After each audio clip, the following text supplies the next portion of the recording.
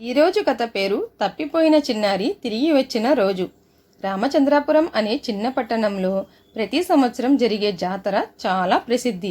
ఆ రోజు చుట్టుపక్కల గ్రామాల నుంచి వేలాది మంది వచ్చేవారు.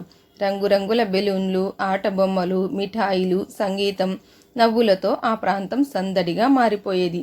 అదే పట్టణంలో రవి, సరోజ అనే దంపతులు తమ 7 సంవత్సరాల కూతురు అనన్యతో కలిసి ఎంతో ఆనందంగా జీవించేవారు.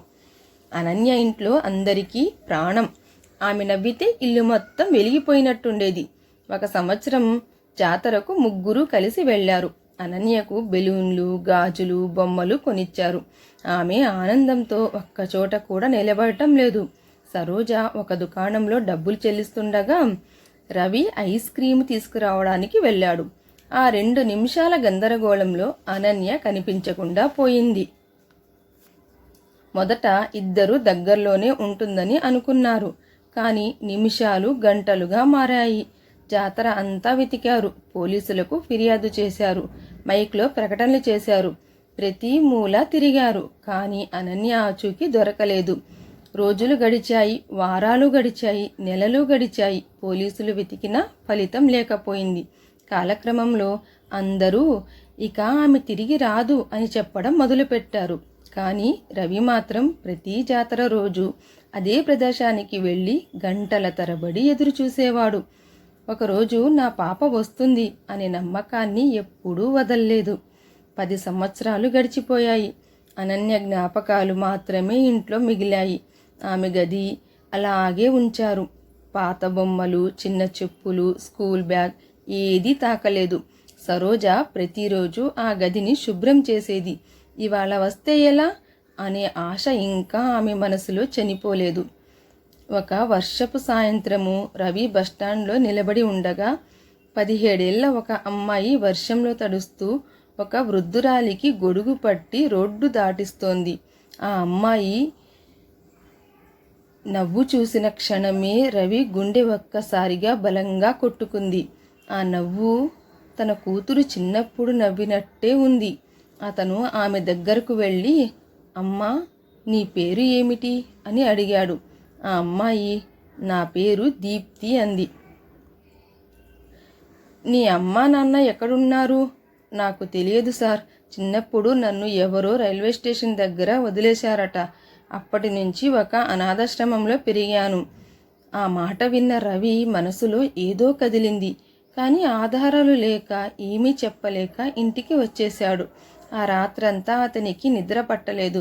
మరుసటి రోజు ఆ అనాథాశ్రమానికి వెళ్ళాడు. అక్కడి నిర్వాహకులను అడిగాడు. పాత రికార్డులు తీసి చూపించారు. అందులో ఒక చిన్న నోట్ ఉంది. జాతర దగ్గర ఏడుస్తూ దొరికిన చిన్నారి రవి చేతులు వణికిపోయాయి.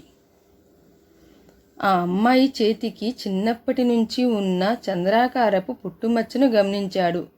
అది తన కూతురికి ఉండేది. అయినా అతను తొందరపడి నిర్ణయం తీసుకోలేదు. అందరి సమ్మతితో DNA పరీక్ష చేయించారు.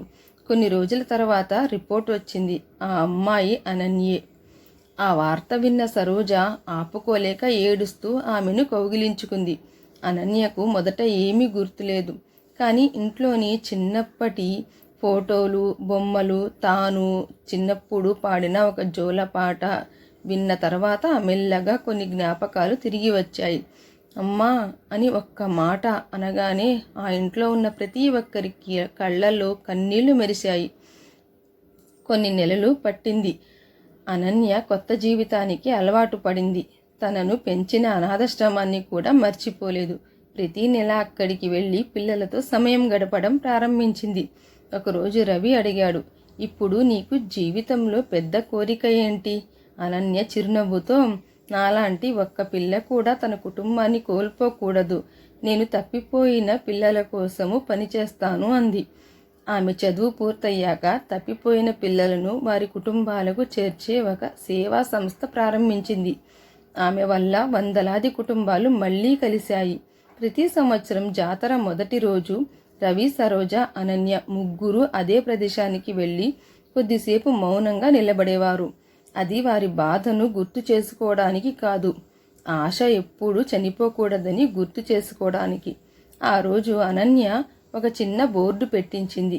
ఒక కుటుంబాన్ని నిలబెట్టేది ప్రేమ, ఒక కుటుంబాన్ని మళ్ళీ కలిపేది ఆశ. ఈ కథ యొక్క నీతి ఏమిటంటే, ఆశను ఎప్పుడూ వదలకండి. కొన్నిసార్లు కాలమే కోల్పోయిన ఆనందాన్ని తిరిగి తీసుకొస్తుంది. క్షమించండి, ఈ కథ ఎవరిని ఉద్దేశించి రాసినది కాదు. Thanks for watching.